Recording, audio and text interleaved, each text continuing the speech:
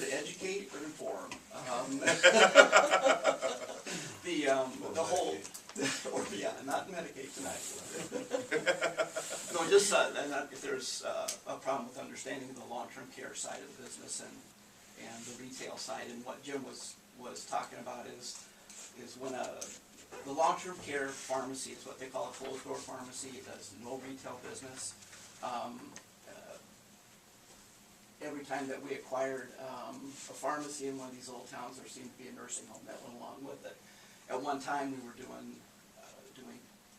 2 here, 3 in Spring Grove, and mixing that business with the retail side.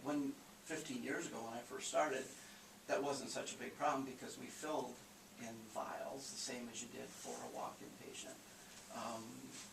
Over the last 15 years, as Medicare's got more involved and the government's got more involved and it's become more regulated, the nursing homes needed a unit dose system, which means that what we use is a blister card, window card, so that each day's meds is in its own blister.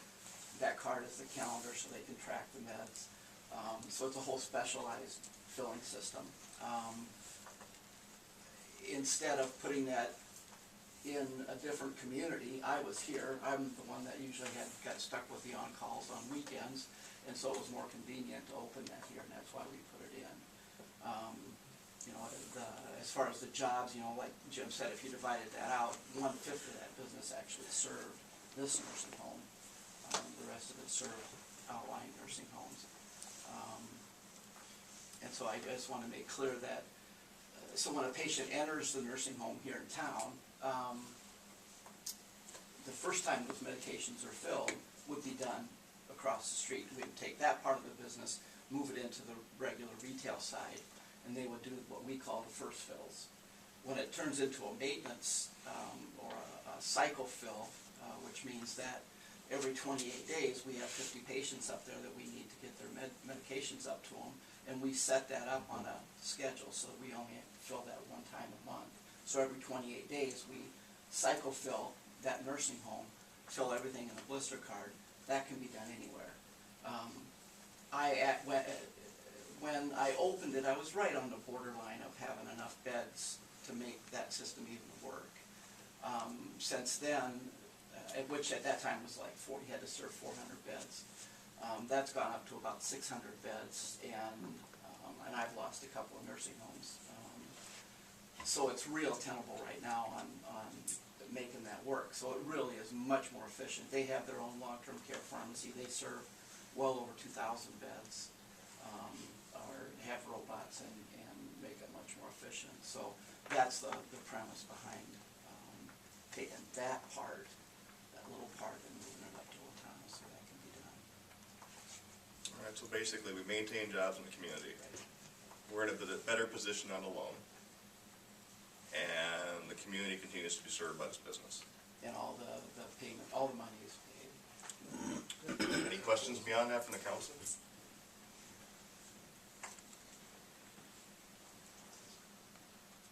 Need a motion to accept?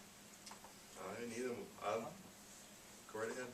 I move that we accept this, and thank you all. Thank you. Second, thank you for your service. Motion by Mr. Dahl, second by Mr. Hansi. To clarify, that is a motion to approve the recommendation from the EDA to approve the request of WIT Pharmacy and Long-Term Care to allow an A-strip drug to assume business loans 55 and 58 under one business with the pharmacy to maintain jobs of business. Right? Right. Thank you very much. Just wanted to clarify. Just for clarification. Any other questions or comments?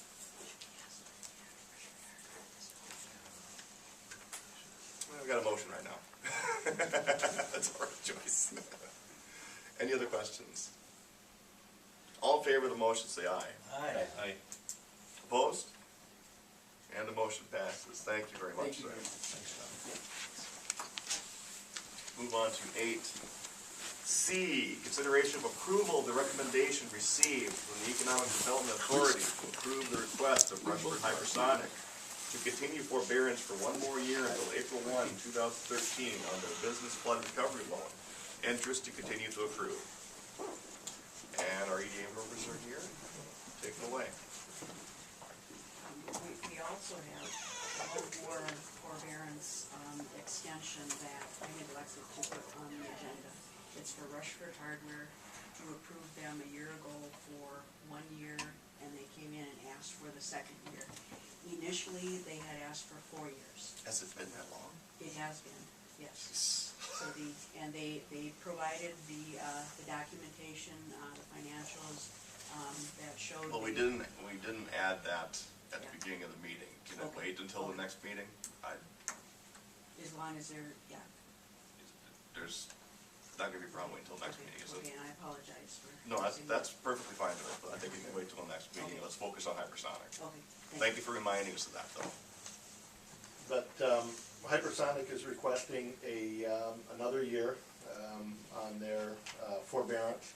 As probably many of you know, Dan was in an accident back in December of 10, and he is back in the business now after about a 15-month delay, or delay, just Recovery. Sorry, recovery, yes, yeah. But anyway, since he's been back, prior to that, they've had kind of a tough time on the sales, and in the last quarter, they've made up about 50% of all of their last year's sales. So, since he's been back in the saddle, so to speak, they are picking back up on the sales. But they still are not at the level to manage the note. I think we're around 3,000, a month, but they're not in a situation to pay that note, so they're asking, for another year forbearance on that. And the EDA felt that it makes sense in light of that scenario, and also in light of the fact that the business is picking up a little bit this last quarter. They are in negotiations on doing some, I guess, design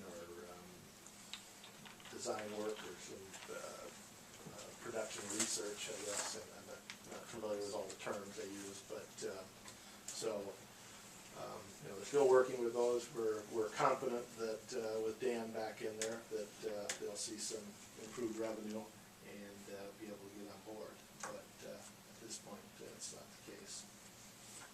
So we thought it would be in the best interest to